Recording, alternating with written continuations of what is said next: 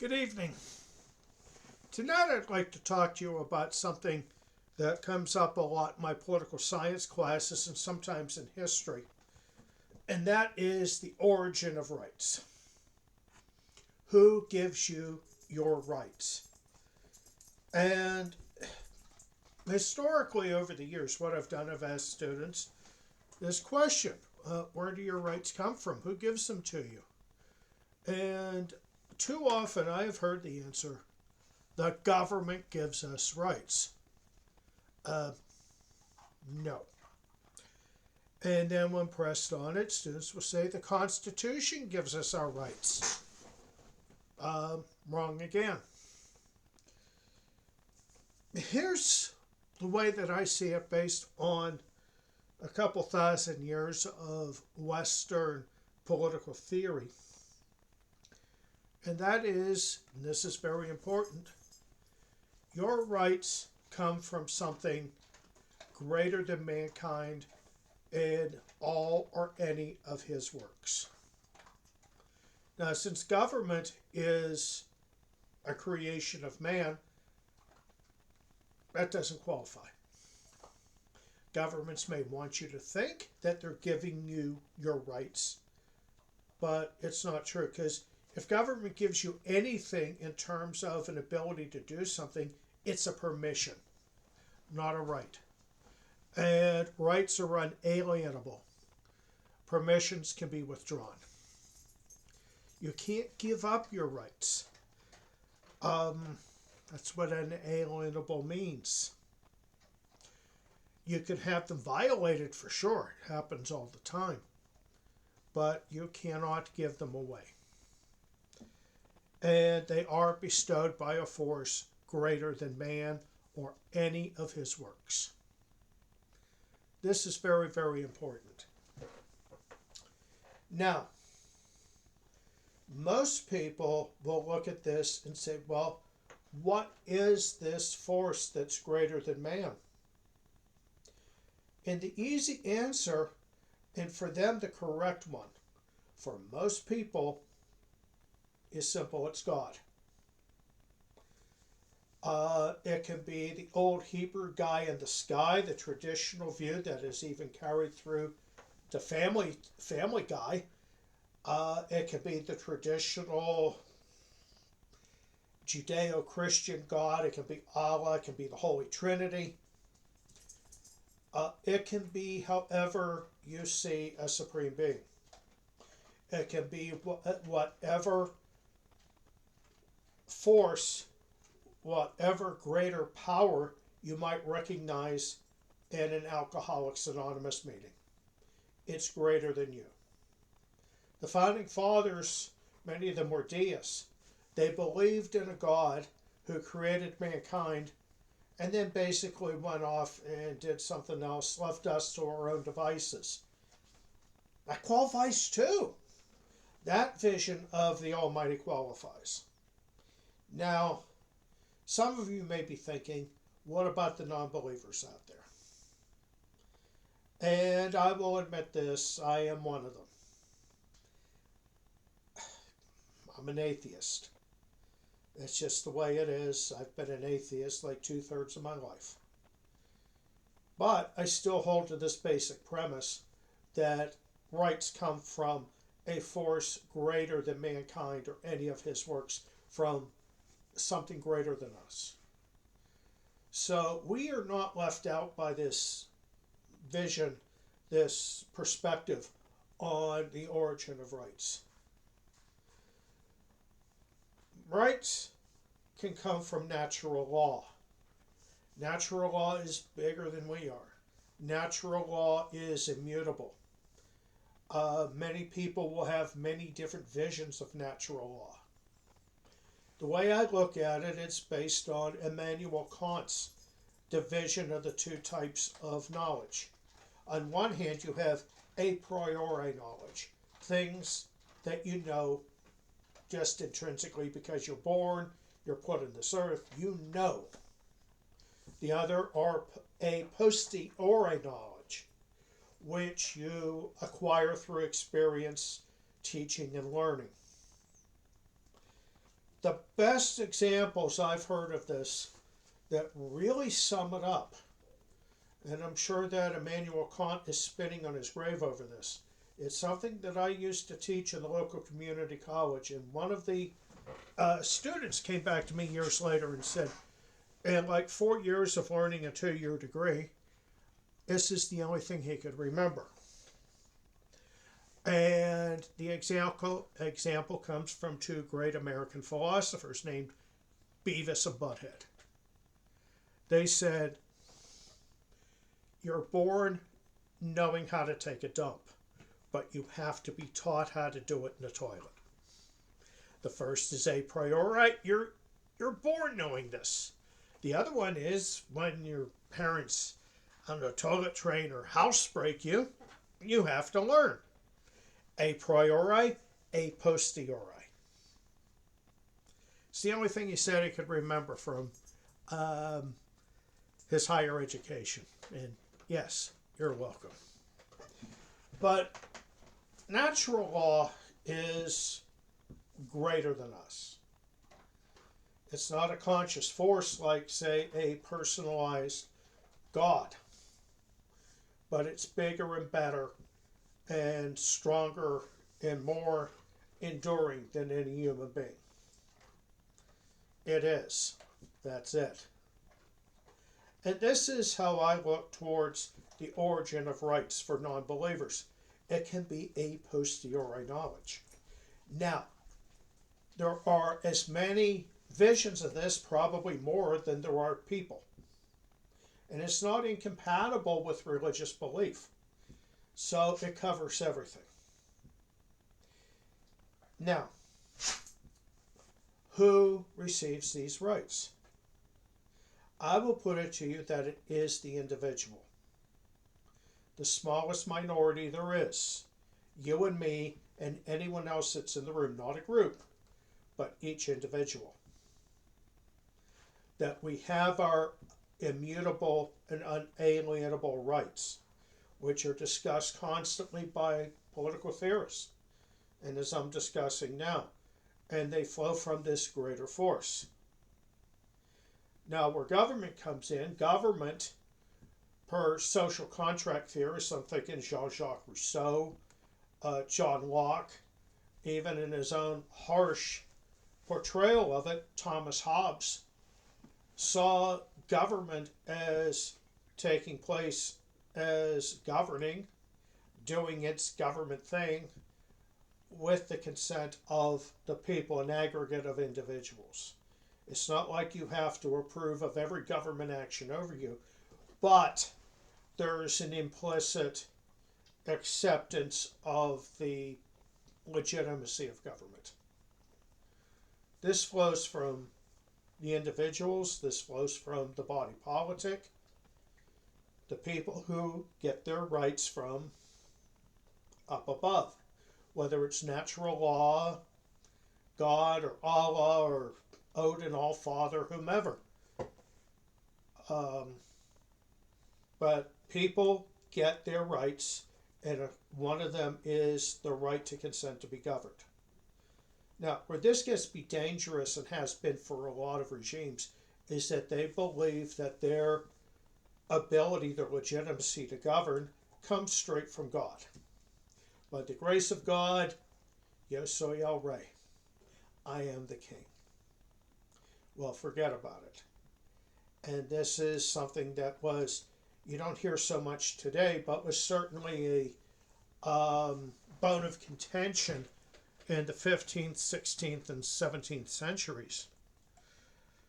Were kings, I'm thinking Charles I, asserting that he ruled by divine right, and Parliament in England kind of objected, and it ended up with them winning a civil war and him losing his head. Or Ivan the Great in Russia, who said, "He who disobeys me disobeys God." I don't think that this was some measure of statecraft to justify himself so much, just something he really believed. And this authoritarian obedience themed view of the state has persisted to a large extent into the 20th and 21st century for a lot of reasons that are probably worthy of several other videos. Now, from an American standpoint, government gets its legitimacy from us, the citizens, the consenting parties to being governed. And this is why when I do my essay assignments especially, I don't like it when people say that we are ruled by anyone. I don't think we are. We're governed. We're not ruled. This is my contribution to political theory, such as it is. But when we think of rights, the individual has them. Government governs with the consent of those individuals. This is where legitimacy comes in, or as the Chinese would have put it centuries ago, the mandate of heaven. Only it doesn't descend from heaven, it comes upward from the people, this aggregate of individuals. So I'm not forgetting about the non-Western side. Now, where does government come in when it comes to rights? Government can protect them. This is central to the Western way of doing direct and indirect democracy. Government protects them. Government can also violate them, which undermines their legitimacy, by the way. That they are violating the rights of the people that give them the power, not the right, but the power to govern. So they can violate it. They can also help define them from a more amorphous theoretical standpoint into something concrete and actionable. In the United States, much of this comes through the first 10 amendments of the Constitution, aptly titled the Bill of Rights. You start with the First Amendment that guarantees not just freedom of speech, but freedom of expression through symbolic expression as well as speech, freedom of the press, freedom of religion, freedom not to be in an established church, to exercise whatever faith or lack of faith that you wish until it becomes a clear and present danger to society. By this reasoning, even Satanism is protected. Through our long-term interpretation by the Supreme Court, there is a clear and present danger test. And there's that until it becomes a clear and present danger, you can basically do what you want in terms of religion. Now, of course, there are some concrete limits to this. For example, incorporating hallucinogenic drugs in your liturgy is right out. That is verboten. However, animal sacrifice is explicitly permitted under Supreme Court rulings involving a Santeria church in Hialeah, Florida, that the city of Hialeah enacted an ordinance to prevent a Santeria, that is Latin American voodoo church, from having animal sacrifice. They would sacrifice to their voodoo deities, and then have a nice meal afterwards of the chickens or whatever else they had killed. No, they're allowed to do that. This is where government defines rights. And they can come into a situation where, by defining a right, they can come very close to violating it, or even cross that line. It can be tricky. Also, different countries, different cultures can define rights in certain ways that differ. The American version of free expression actually protects the rights of unpopular minorities. For example, we have the Preferred Freedoms Doctrine, which states that certain freedoms need to be protected and are actually favored over others because they are essential to the workings of a free republic. And top of the list is freedom of expression. It originally came up in the 20th century to protect unpopular left-wing minorities, especially socialists and communists. It was later extended to those favorites of all normal people, Nazis, the Klan, and racists. That you can't have a law that specifically says, no Ku Klux Klan here. Oh no, that violates the Preferred Freedoms Doctrine. Burning a cross in your own yard, in your own field, not someone else's, as a means of intimidation, that is protected expression. Look up Brandenburg v. Ohio. Klan cross burnings are protected. They're certainly unpopular. I don't want them around me. I assume that most of you don't want them in your neighborhood either, but they're protected. Now, if you define the right to freedom of expression elsewhere, they have different views. Germany, Austria, they prohibit all this. They don't see it as a violation of their rights. This is reflective of their history with Nazis and white supremacists and lunatics of the right. In America, a swastika is protected. In Germany, it's prohibited. When I was in the Netherlands, there was a joke going around about how you weren't allowed to do this in Germany unless it was accompanied by the words, "My dog can jump this high." No. That's criminal speech. They define it differently than we do. Here is protected.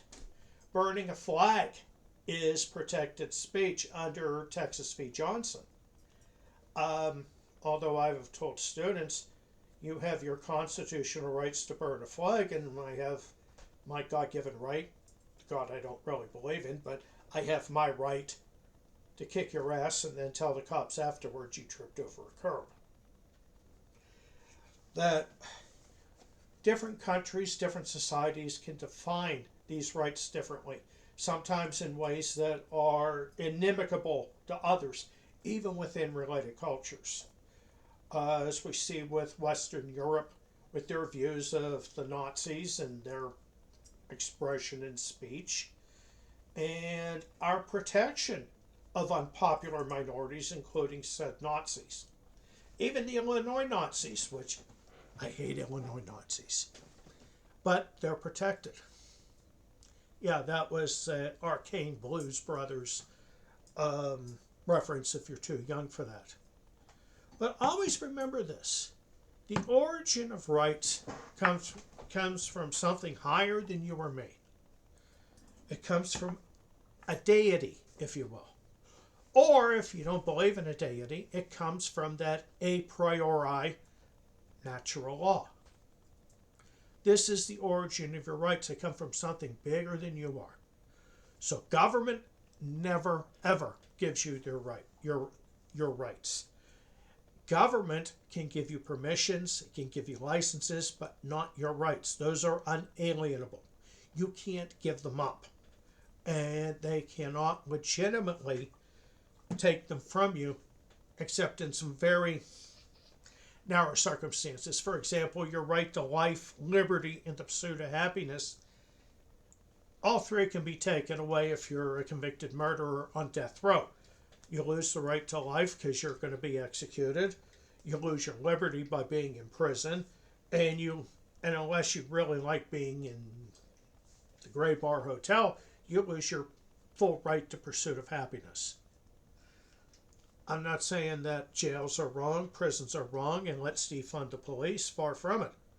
But this is a case in which limiting or denying rights is, on the surface, very problematic, but is still legitimate and is still within the intrinsic legitimate powers of a state. When we think about what states can do, I hate the term states' rights. they don't receive rights. They can only violate rights. Usually when they're saying that, they can define them, but often when they say states' rights, that means they're going to violate someone else's. For example, in the United States, states' rights has been applied to two-tiered citizenship, with black people being defied their individual rights by state governments that say that they have the right to do that. One of the arguments I hear a lot is about the Civil War, that it wasn't really about slavery, it was about states' rights. And I come back with, well, one of those rights was the right to own other people. And if there was a cause worth taking up arms against, it was chattel slavery in the United States and elsewhere. I find it very hard to mount an argument against the destruction of slavery as the peculiar institution. Some people try, but they're not getting very far with me. So consider this. Consider the origins of your rights. They come from a higher power. They can be defined by government, by foundational documents such as the Constitution. They can be defined by your religion, perhaps. I mean, after all, religion is associated with the Almighty, and who bestows rights on you by the vision of people of faith. You don't get rights from government. You can get a license, you can get permission, but you do not get your rights from government or any aspect of it, even the Constitution. So, I've probably bet your ear enough tonight. You've been watching Dudley come in and out of camera view. And just want to thank you for your time. And if you want to support my Line of Departure channel, please feel free to like the video, share it with your friends, and subscribe. I've got more coming. And I hope that that yins all learn something. And at the same time, that it's been kind of fun for me. So please like, subscribe, and share with others. If you're a teacher, feel free to use it in the classroom. You don't have my permission, you have my encouragement. If you're a student, feel free to use it as a source or as a learning resource. And of course, share with your friends. So, until the next time, thank you again, and good evening.